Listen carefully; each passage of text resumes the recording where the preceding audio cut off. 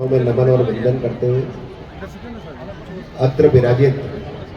गुरुदेव श्री धर्म मुनि जी महाराज साहब एवं साथ में विराजमान सभी संतवंत साध्वी वृंद सभी के चरणों में नमन और वंदन करते हुए उपस्थित सभी महानुभावगण, यहाँ का जो पूरा श्री संघ अध्यक्ष जी, महामंत्री जी, सभी सदस्यगण, सबसे पहले तो मैं जो दीक्षार्थी परिवार है और उनके जो परिजन है, पिता है, माता जी हैं,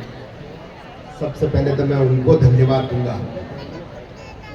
कि उन्होंने जिस प्रकार के संस्कार अपने परिवार में दिए और आज वो हमारे बीच में दीक्षा ग्रहण करके और इस सांसारिक जीवन से अलग होकर के इन भी अगर आचार्य श्री गुरुदेव के पास रुक जाएं, जिस प्रकार से क्रिया में कठोर आप हैं, एक दिन भी रहना थोड़ा सा मुश्किल हो जाए। सही कह रहा हूं, गलत कह रहा हूं? एक दिन भी साधु जीवन अपनाना बहुत मुश्किल होता है। हमें अगर आधा घंटा लाइट नहीं मिले तो हम परेशान हो जाते हैं, 1 घंटा भोजन नहीं मिले तो परेशान हो जाते हैं। और आपने जिस संयम पथ पर जिन दीक्षार्थी बहन ने जो आज संयम व्रत ग्रहण किया है, वास्तव में धन्यवाद के पात्र हैं। और मैं अपनी ओर से उनको उस सन्यासी जीवन की अपनी ओर से बहुत बहुत बधाई और शुभकामनाएं देता हूं कि वो जिस संयम पथ पर वो आगे बढ़े हैं, जिस राह को उन्होंने चुना है, उसमें वो सफल हो, धर्म का भी प्रचार प्रसार करें। किस प्रकार से हमारे गुरुदेव ने,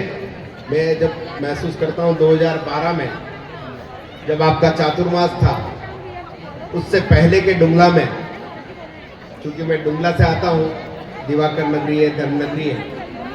और जिस प्रकार से 2012 के बाद जो डुंगला में मैंने परिवर्तन देखा है, जो गुरुदेव का चमत्कार देखा है, वास्तव में ऐसा महसूस होता है कि गुरुदेव जहां जाते हैं श्रीमुख से जो कुछ कह देते हैं, जिस प्रकार से फलित होता है, जिनका ऊपर आशीर्वाद होता है,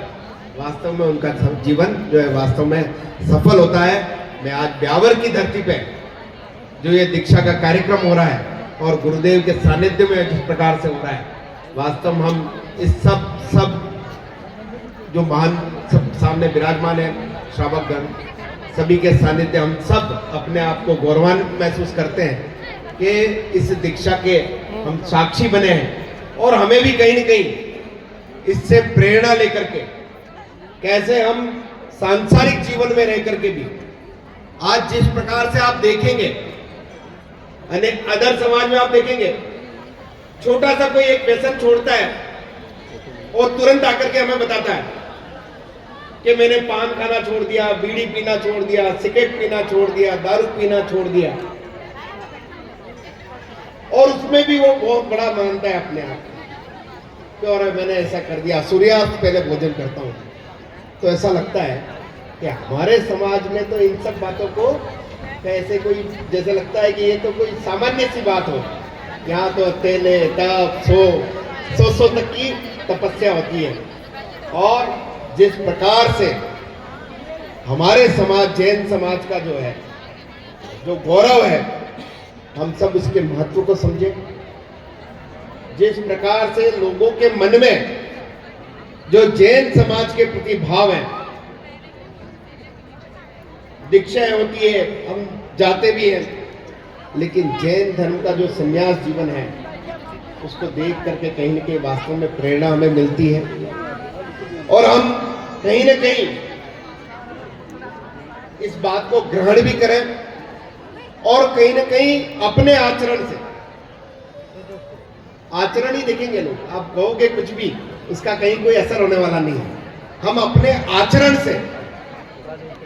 जैनत्व को आगे बढ़ाएं, ऐसा मेरा आप सबसे आग्रह रहेगा। बाकी प्रवचन तो गुरुदेव के सामने हम देंगे तो ज़्यादा ठीक भी नहीं होगा, क्योंकि मैं खुद अपने आप में भी बहुत सारी कमियां देखता हूँ कि अपने आप को जेनी बताने से पहले बहुत सारी कमियां मुझ में खुद में है। तो मैं तो निरंतर ये प्रयास करता हूँ कि खुद में सुधार करूँ और भाषण कम दे करके अपने स्वयं में कैसे हम सुधार कर सकते हैं। और कैसे मैंने तो महसूस किया है, हर चीज जो अपने साधु संतों द्वारा बताई गई है उनको आप जितना जितना स्वीकार करोगे अपने आप को ऊपर उठा हुआ पाओगे। तो हम सब कैसे अपने जीवन को आगे बढ़ा सकते हैं,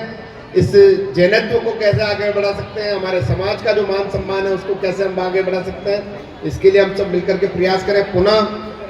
मैं जो दीक्षा में कोमल बहन को पुनः बधाई और शुभकामनाएं देते हुए यहाँ के श्री संघ को भी बहुत बहुत धन्यवाद और बधाई देते हुए कि आपने यहाँ जो इतना सफल आयोजन किया। और मुझे तो ऐसा लगता है कि हमारा पूरा चित्तौड़ जिला यहाँ आ गया है। चित्तौड़ से भी बसे अभी जब दिख रहा है तो चित्तौड़ से भी है,